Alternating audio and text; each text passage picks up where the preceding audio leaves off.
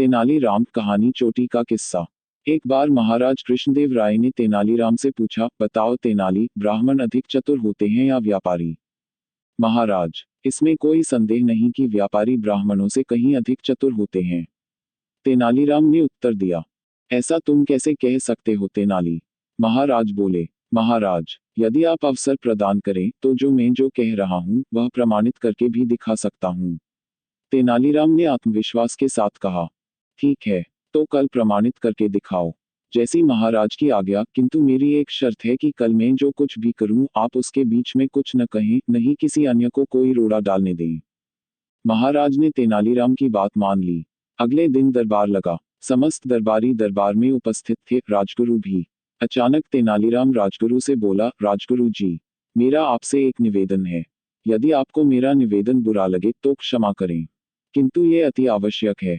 ऐसा क्या निवेदन है तेनालीराम? राजगुरु ने पूछा। महाराज को आपको चोटी चाहिए, इसलिए उनके लिए आपको अपनी चोटी का बलिदान देना होगा, अर्थात आपको अपनी चोटी कटानी पड़ेगी। हाथ जोड़कर तेनालीराम बोला। ये सुनते ही राजगुरु का खून खौल उठा।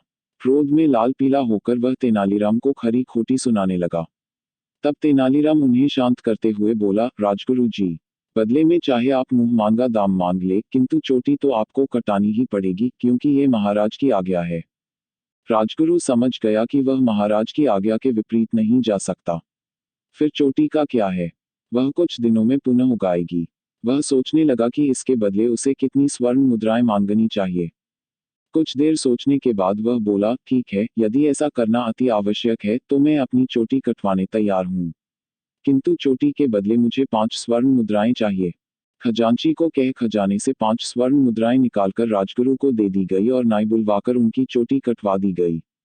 कुछ देर बाद नगर के सबसे बड़े व्यापारी को बुलवाया गया। तेनालीराम ने उससे भी कहा कि महाराज कृष्णदेव राय को उसकी चोटी चाहिए, इसलिए उसे अपनी चोटी कटानी पड़ेगी।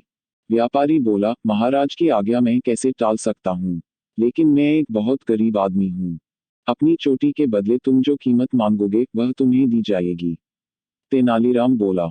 व्यापारी कहने लगा, मैं महाराज से क्या मांग सकता हूँ, किंतु इतना कहूंगा कि इस चोटी की लाज बचाने के लिए अपनी पुत्री के विवाह में मुझे 5000 स्वर्ण मुद्राएं देनी पड़ी थी।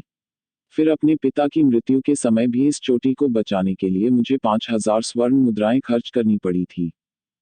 तो ठीक है, तुम्हें 10,000 स्वर्ण मुद्राएं। तेनालीराम कह ही रहा था कि व्यापारी बोला पड़ा, मेरी बात पूरी सुन लीजिए श्रीमान। श्रीमान, आज भी बाजार में इस चोटी के बदले मुझे 5000 स्वर्ण मुद्राएं आसानी से उधार मिल जाएंगी। अपनी चोटी पर हाथ फिराते हुए व्यापारी बोला, तो इसका अर्थ है कि तुम्हें अपनी चोटी के बदले 15,000 स्वर्ण मुद्राएं चाहिए? तेनालीराम ने पूछा। अब मैं क्या कहूँ, बस महाराज की कृपा हो जाए, व्यापारी खिसियाते हुए बोला। तुरंत खजाने से 15,000 स्वर्ण मुद्राएं निकालकर व्यापारी को दी गई। नाई तो पहले से ही दरबार में उपस्थित था। व्यापारी अपनी चोटी कटवाने बैठ गया। नाई भी उसकी चोटी काटने आगे आया, लेकिन जैसे ही उसने व्यापारी की चोटी काटने उस्तरा निकाला, व्यापारी तुनक कर बोला, ए नाई, जरा देख के, भूलना नहीं कि ये महाराज की चोटी है। व्यापारी के ये शब्द महाराज कृष्णदेव राय को अपमानजनक लगे। वे क्रोधित हो गए और उन्होंने सैनिकों से कहकर व्यापारी को दरबार से बाहर फिंकवा दिया।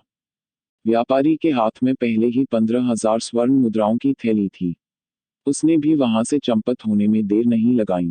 इस पूरे घटनाक्रम के बाद तेनालीराम महाराज से बोला, महाराज, मैंने अपनी बात सिद्ध कर दी।